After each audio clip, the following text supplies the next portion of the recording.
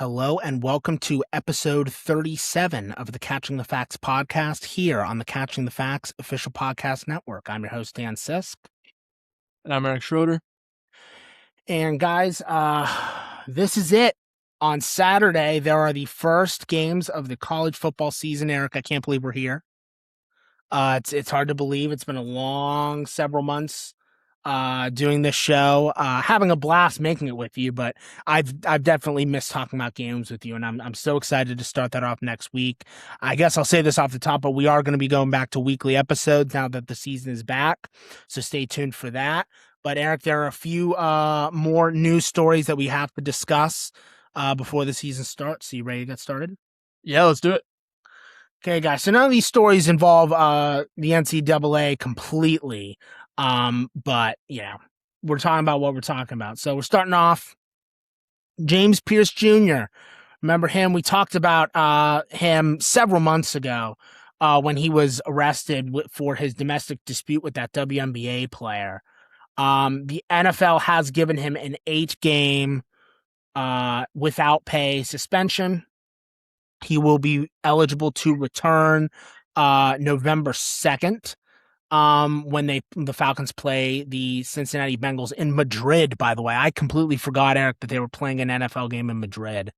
But apparently they feel that's wanted and necessary and needed.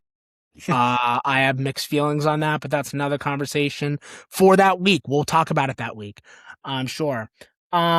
Look, if you guys read into the James Pierce story, and we covered it on the show a few months ago, so we're not going to beat a dead horse, but this was a very serious story, very serious allegations coming up against him.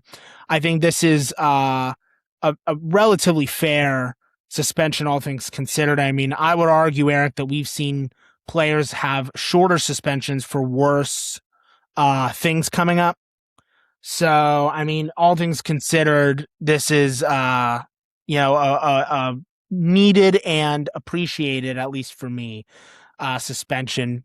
Again, not much to say here because, again, the guy totally deserved it. But he is one of the best players on the Falcons. This is a substantial loss for them. And we'll see how they can, how they'll be able to operate. I mean, the Falcons aren't expected to be good by any stretch of the imagination. They probably would only win an extra game, or maybe 2 if Pierce was on the roster. But still, it is a loss for them, and we'll see how the defense adjusts. But yeah, I think this is a relatively deserved suspension, and I actually agree with the 8 games. Yeah, I agree. I mean, you can't fine him for less. You can't suspend him for less games. He did just play in the preseason. I think it was last week. He played in that preseason game, but I guess the preseason doesn't count towards anything because remember back when the Deflategate was going on, Brady was playing during the preseason. Then he got he had to kind of That's correct. Do his suspension. So yeah, I mean, there's not too much. I don't have too much on this, to be honest. It's just very deserved. Yeah, Could have even been for more, honestly. 8 games is, kind of light for what he did. But yeah, I mean, it's going to be a huge loss for the Falcons in those 8 weeks because, like you said, he's one of the best players on the team on that defense for a very slim roster of good players, especially on the defensive side of the ball. So that's going to be a big loss for the Falcons. But I mean, don't be a felon, and you won't get suspended 8 games. So I don't really know what's to be honest. I completely agree with you. I mean, and I just want to say something else off the top here, Eric. I want to state for the record, I completely agree with you. I would personally suspend the guy for a year. I would as well, yeah. But all things considered, and we see how the NFL suspends people. I mean, Brady got 4 games for Deflategate, and that was in the playoffs. We've seen this league go very, very loose on players. So I see an 8-game suspension, and I see that as being very uncharacteristic for the league, but in a good way. Like, I appreciate that they're being harsher than usual. Again, I would prefer a harsher suspension, but I'm not expecting that.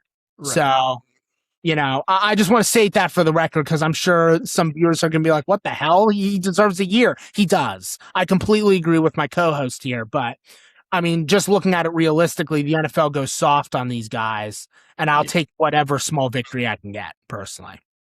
Yeah, I mean, if that's any other job, you're immediately getting fired. Yep, But 100%. you Not the know, NFL. They don't nope, care.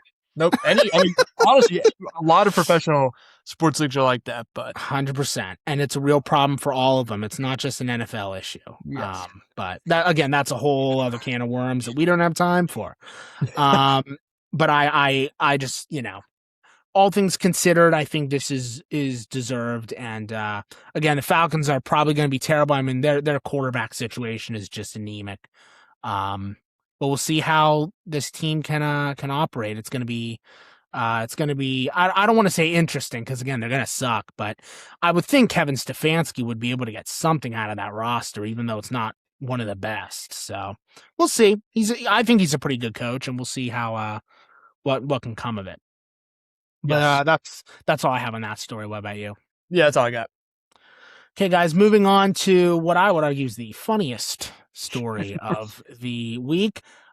Jed York, the owner of the San Francisco 49ers, was arrested this past Sunday as of the recording of this episode because he was texting an individual who he believed was a prostitute um in the state of Ohio, and the police got him right before he was about to engage in the act. And to make matters even worse, Eric, the town that he was arrested in was the town of East Palestine, Ohio. Just when he thought it couldn't get any cringier and any more hilarious, he got arrested in East Palestine, Ohio. I didn't even know there was a town named East Palestine. I didn't know this. You'd think they would change their name, but I guess not. Look, this organization, is there much to say here? No, but I want to take the opportunity to make fun of the 49ers because I think we're nearing the point, Eric, with this organization, that they are becoming kind of a joke. I mean, they have squandered a window. They always get hurt. Trent Williams is always hurt. Christian McCaffrey's always hurt. Brock Purdy is incredibly inconsistent. Yeah, you got the whole Brandon Ayuk situation, Debo leaving. I mean, the team's a mess. Brandon Ayuk, yep, you're completely right there. I mean, something always goes wrong with this team. Like, something always goes wrong, and it's never the same thing, which is why whenever something like this comes up, you're just like, wow, we're nearing a point of no return with the 49ers. I think they're going to go down as one of the this is harsh, but I think they're going to probably go down as one of the big what ifs of this time, probably next to Buffalo, right? And it's just crazy to see stories like this about the 49ers when, again, you factor in the everything else going on with them. I mean, it's just a laundry list of issues with this organization. So you see something like this and you're like, wow, we've reached new lows. But it's just funny to me. I don't know. I laughed when I saw the headline. Yeah, I mean, it's ridiculous. This team's really gone downhill. Like you said, you listed all of them.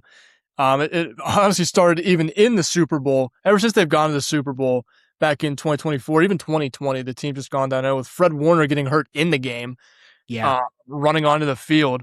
I mean, it's just ridiculous, man. This team's got to get its act together right now. I would say it's the under the radar laughing stock of the NFL, because obviously everyone's going to laugh at the Browns just because they're bad. But yep.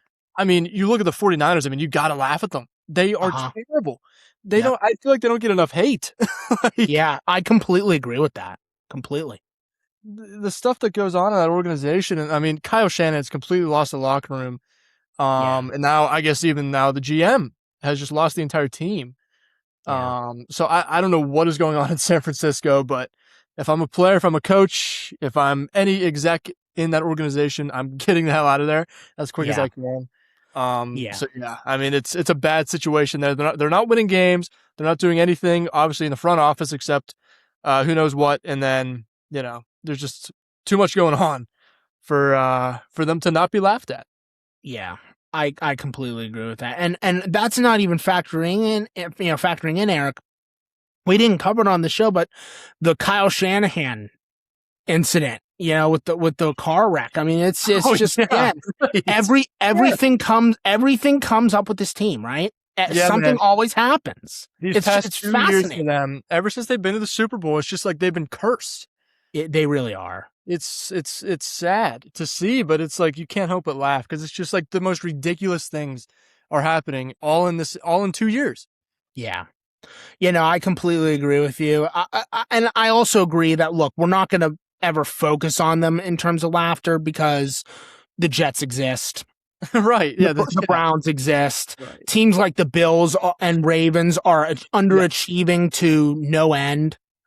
Those are who we focus on.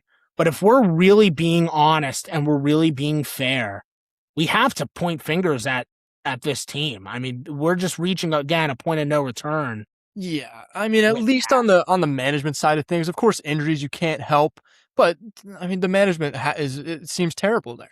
Yeah, the management's so bad. I mean, it's I don't it's know, really bad. And now this comes out about the owner of the team. It's like, what Yep. are we doing? It's just it's ridiculous. Yeah. So I don't know, but it's crazy. I can believe. Yeah, no, it's just fascinating to see. Yep. This team go down this path because again, they were the year they went to the Super Bowl. Eric, they were so good. Yeah, that team was so good, good, very good. I mean, and it was that Super Bowl. You bring up Fred Warner, and that's true. But like, I'll never forget, Eric, watching that Super Bowl and just watching them lose that game and being like, wow, this team is really good and nothing in particular bad happened.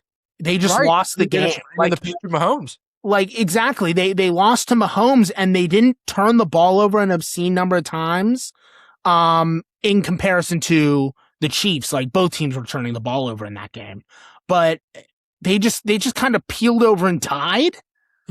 Right? And that's almost worse than that's almost worse than just choking the game. Because there's nothing to point at. There's nothing to point to and say, oh, that's why we lost.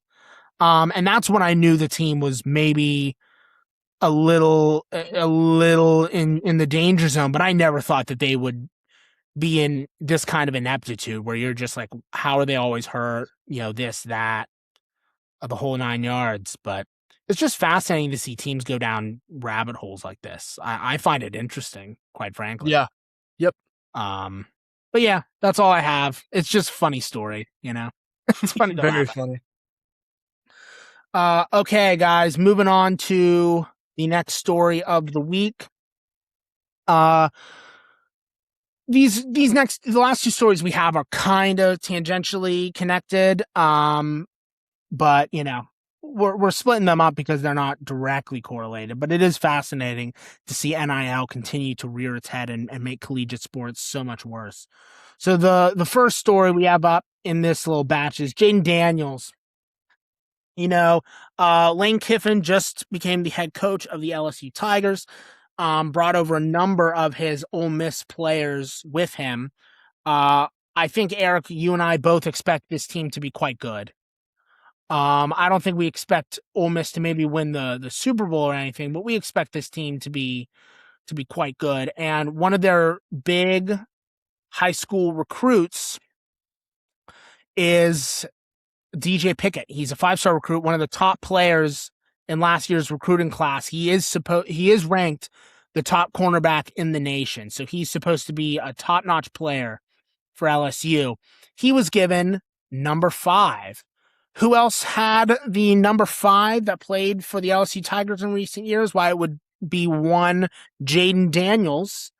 And upon learning this, Jaden Daniels, in a very professional and respectful way, sent the Louisiana State University a cease and desist by claiming that because they gave his number 5 jersey to DJ Pickett, they were violating his name, image, and likeness rights.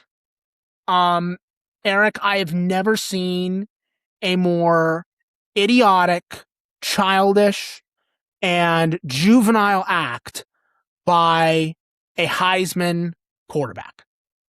I'm not exaggerating when I say that. How this came out is so pathetic. And Daniels wrote an official Instagram post when this came out, trying to play both sides and saying, "Oh, I love LSU, I love my team, I love the fans, yada yada yada. I hope we can get it all done privately." And I understand that that's why you have agents and lawyers so that they can be harsh in negotiations. But the fact that he even feels this is an issue, one, Eric, number 5 was never retired by the university. That is not a retired number. So anyone can wear number 5. That's number 1. Number 2, it's a new head coach. It's not like Daniels players and coaches were turning their back on him. Lane Kiffin wasn't there when Jaden Daniels was at LSU. This is a completely new administration at LSU. They couldn't care less about Jaden Daniels. I mean, this story is so pathetic and ridiculous. Like, I'm siding with Lane Kiffin here, and I hate Lane Kiffin. I mean, this is so juvenile that Jaden Daniels got me to sign with Lane Kiffin, and that is not a good look for Jaden. I just think this is a prime example, Eric, and I wrote this to you when we were discussing the story off the air. This is just another example of how NIL is just really ruining collegiate sports. I don't expect this to go anywhere because if you set this precedent, every number will get occupied by one player, and every number will be claimed by NIL. So this won't go through. I'd be stunned if it did.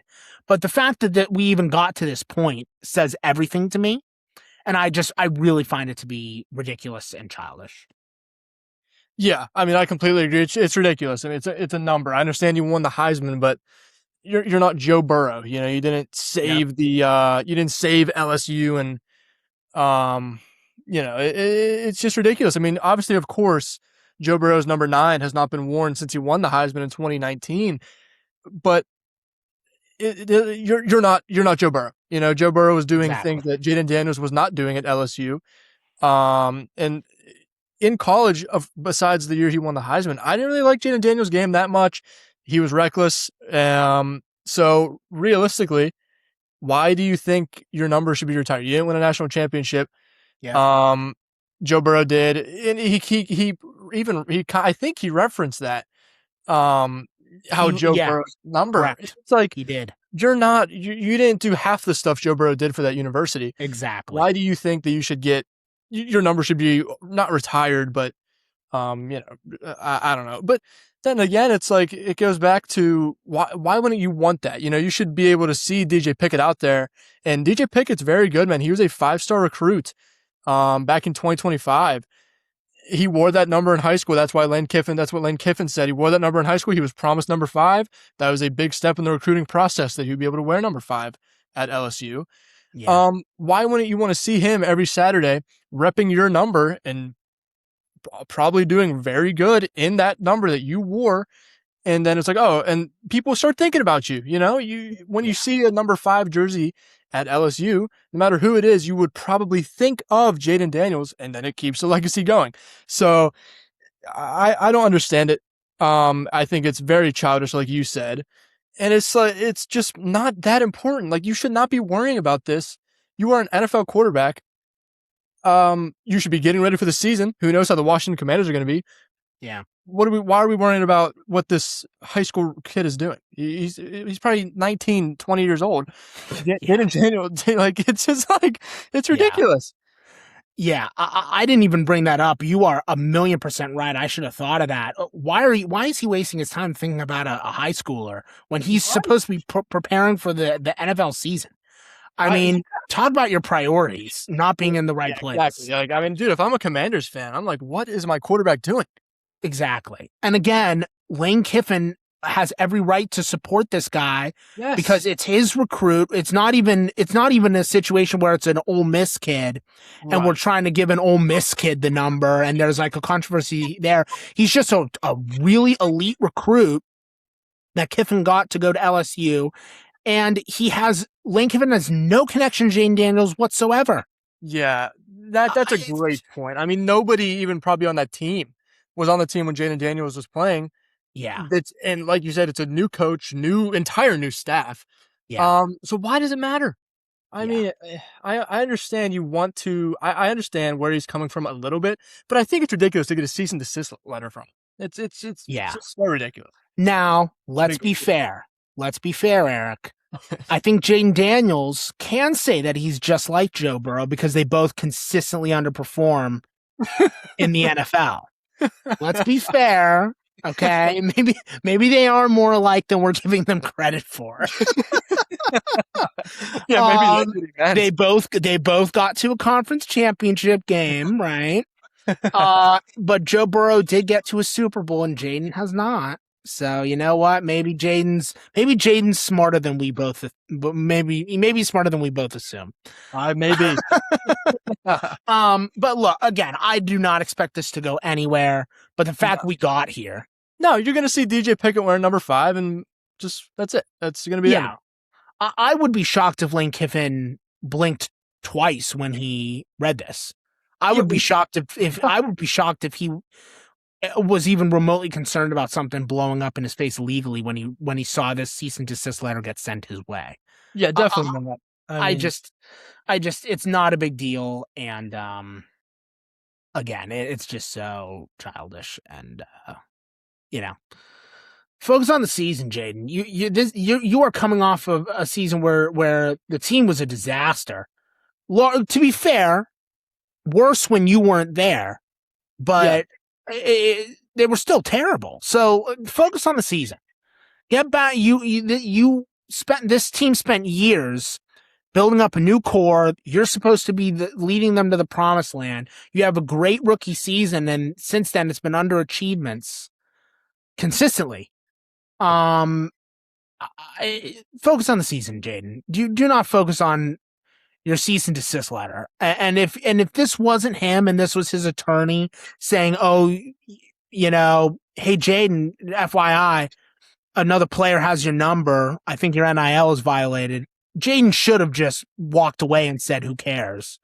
But he didn't, and we're here. So again, it won't go anywhere, but it's just so ridiculous. And more evidence NIL's a mess, but we both knew that. Every listener knew that. If you listen to this show, you knew NIL has been a disaster, right? So not much more to say there, personally. Yeah, nope, same here. Okay, guys, moving on to the last story of the week. This one's a doozy. So Daquan Wright, who is that? No one knew until until about a few days ago. But he was the tight end for Ole Miss.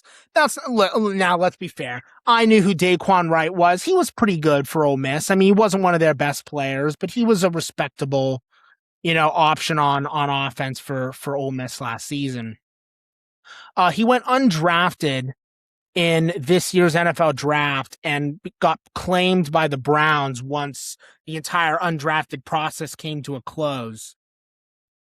However, in the last few days, he was part of a lawsuit that claimed that he could return to college and begin to play for his old coach, Lane Kiffin, at LSU. When this story came out, everyone with a brain cell in their body said, "What is this? Why are you allowing a player to get cut by an NFL team so that he can return to college? This is absurd." And ever since the story came out, you have seen the conferences start to make moves. The Big Ten, a mere day later, said, no, set a rule and said none of our players can go to a major sports league and then come back to our roster. You are not allowed to do that. And then the SEC, a couple hours later, said the exact same thing. Said that any player, they specified that it was for all sports leagues. So an NBA or a WNBA player can't go to that league and then go back to college. Now, the SEC made that rule change 2 hours ago as of the recording of this episode. And as of the recording of this episode, I have not seen any statement from LSU or Daquan Wright's representation. So I don't know what the course of action will be for him and whether or not this rule change will impede on his ability to, join the LSU Tigers. But he has been cut by the Cleveland Browns. Eric, this is even worse than the cease and desist, if you can believe it, in terms of the idiocy of it and in terms of the absurdity of it. The fact we live in a world where someone would want to leave the National Football League and go back to college is just ridiculous. Now, look, again, I'll be fair. I do not blame Daquan Wright for not wanting to play for the Cleveland Browns. And I don't blame Daquan Wright for not wanting to play on the Cleveland Browns practice squad, which is likely where he was going to end up. But, bro, you left. You declared for the draft. It's not my problem. It's not our fault that you didn't get drafted. It's not our fault. It didn't work out for you. And you got to, play the hand you were dealt. I mean, you should not be allowed to go back to the NCAA after you declare for a professional sports league. So I think that, I'm very pleased to see that the Big Ten and the SEC have made moves to combat this. Again, we will see if this affects Daquan Wright's plan. I would imagine it would. I would imagine everyone in the conference, from competitors to the conference itself, is going to be, piling on LSU to prevent this from happening. Again, we'll see how it all turns out in the end. But again, Eric, how are we here? How did we get to this point? I mean, I don't know, man. I mean, it's college football right now, and the NFL the NFL is not as bad. College football is an absolute mess right now. Yeah, sure, it is fun to watch, but as a businessman, it's tough. I mean, you got guys. I would never even think, if I went undrafted, I would be like, oh, I want to go play in college another year. I like that you should not be able to do that. Like, yeah. How does that even pop into your head? Oh yeah, I want to go back and play another year, dude. You already declared, like, you left. You know what I mean? So it's like, I understand he got waived by the Browns due to injuries. That's what Todd Monken said. But it's like, the fact that you want to go back, I mean, at that point, you just gotta grind it out, I feel like, and jump from practice. Just play your role, man. I understand where he's coming from to want to go back. And I mean, he's honestly kind of smart, I guess, to kind of want to build his resume up a little more, because he wasn't bad at Ole Miss, just not good enough. So, sure. So yeah, I mean, I don't know, man. It's just such a weird thing. And as of late, honestly, all of this summer, and even into the winter, LSU has not been able to stay out the news, and it has not been for good things. I was going to bring that up as soon as you were finished. I'm glad you brought it up for me. When you are in the news more for behind the scenes stuff than your on the field product, that says a lot. Yes. I think that we've been talking all off season how eager at least the two of us were for the Ole Miss game. Dude, this is like the Houston Astros after the sign stealing came out, and we spent all of that spring training right before COVID, throwing balls at them. I think everyone who plays LSU is going to be gunning for this team's head. Oh yeah, and they have no one to blame but themselves. I mean, they really did bring it all, with the exception of Jaden Daniels, which that's all on him. Every other news story that LSU's been involved in this offseason has been, I would argue, at least mostly their fault. Yep. And it is proof that, there's just so much work that needs to be done. I think Lane Kiffin is really doing. I will be incredibly impressed, Eric, if he's able to get his team in a mindset and a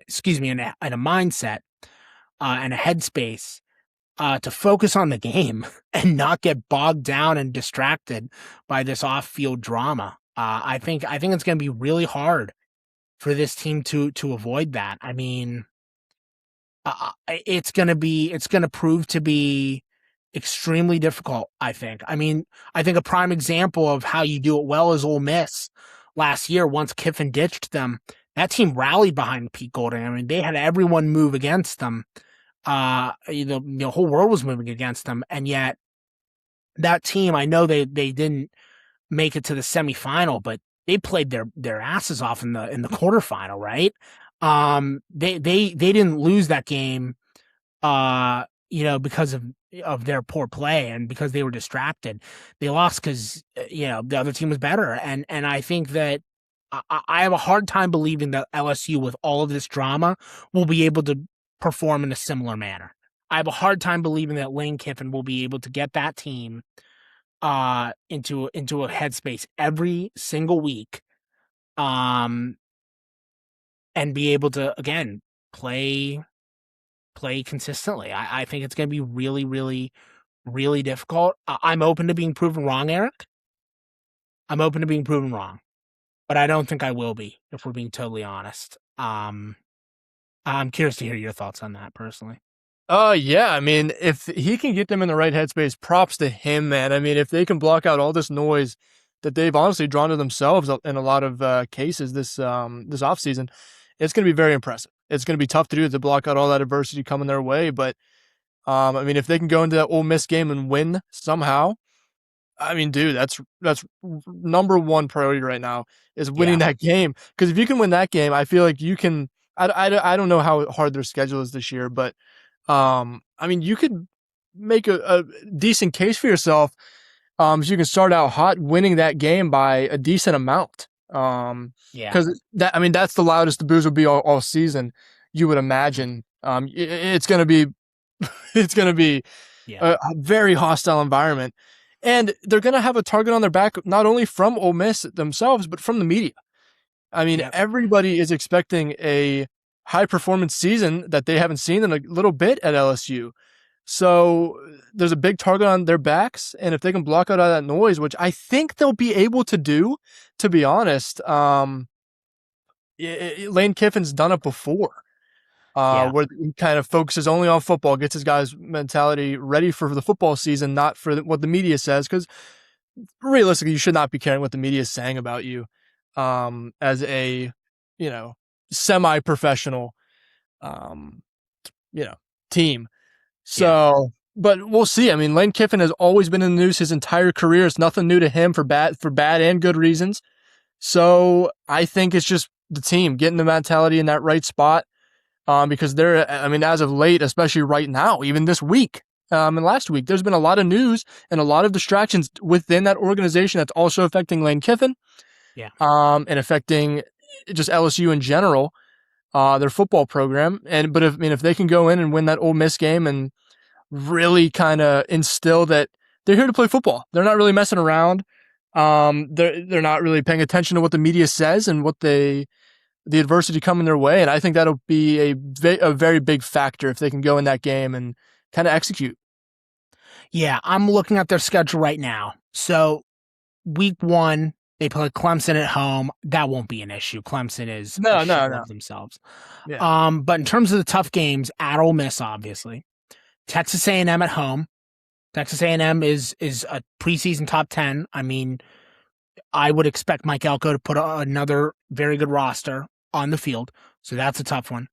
You've got Alabama at home, Texas at home, and then at Tennessee. And Yeah. Tennessee's not elite. Tennessee is, I believe, preseason 19 or 20, but it's at Tennessee, and that's going to be a tough environment, especially if that ends up being the night game, Mm-hmm. which it very well could be. So, Eric, that is not the hardest schedule because a lot of those games are at home. A&M is at home, Alabama's at home, Texas is at home, but those are still 3 very difficult games. And then Tennessee on the road, and particularly Ole Miss on the road, is tricky. So they have a tough schedule ahead of them. And again, I will be very impressed if Lane Kiffin is able to get his team ready to go for every single one of those games. I would imagine they would lose 2 of those, maybe even 3. Um, but again, I'm open to being proven wrong. I'm more than open to seeing LSU just dominate everyone they play. I don't see it happening because I think you and I and the listeners know who Lane Kiffin is at this point. We kind of know that he's a very good coach, but he has a ceiling. Um, and again, he could break through that ceiling, but I have yet to see evidence that he can. Um, so we'll see.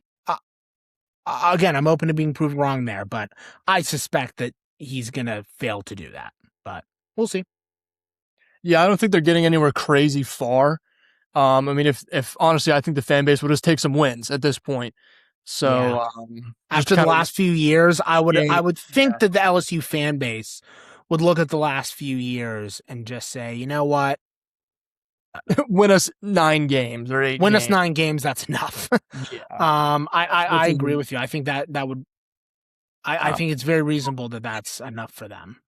yeah. I mean, and that's all they should be expecting. I mean, dude, if they're expecting him to go out and win a conference championship or not even national championship, which he's never done as a head Yeah. coach, that's very unrealistic expectations, and they should, um, they'll be upset when he doesn't do that. But I think if they win 8, 9 games, I mean, even I'll be happy with them. And I'm not even an LSU fan, so Yeah. uh, yeah, it would be just very impressive. And it's not really that he's turning around the program because I mean, everybody has come in and out of that program is new, so except some of the players, but most of the players also. So it's going to be an entire new team, new identity, and I think that's exactly what they need. They just needed a rebrand. Yep. I agree with you. But We'll see. That's going to be an interesting team to watch. it will be. That's all I have on that story about you. Yep, that's all I got. Okay, guys, so that is it for episode 37 of Catching the Facts. Eric, it has been a wonderful off season. Thank you for doing the show with me. I have a blast doing every episode with you. It's been so much fun. But I personally cannot wait for games to come back. I'm really excited. Next week is going to be a big one for the show.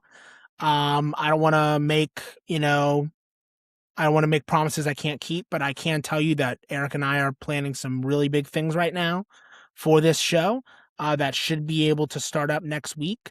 And Eric and I don't want to speak for you, Eric, but I think we're both very excited Yes. about what's to come.